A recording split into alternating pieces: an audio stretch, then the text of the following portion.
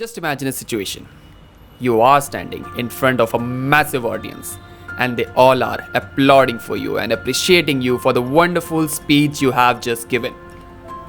Again, imagine yourself giving an amazing business presentation in front of your colleagues and seniors and subsequently receiving a lot of appreciation for your commendable job. Now the question is, how you will be able to experience this wonderful feeling? It is a well-known fact that no one is born with good public speaking or presentation skills.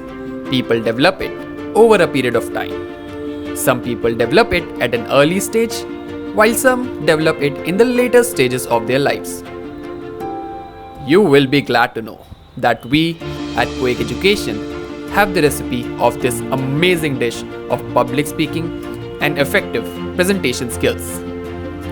Come, join us on 5th April and witness the transformation that can happen within you and of course by you.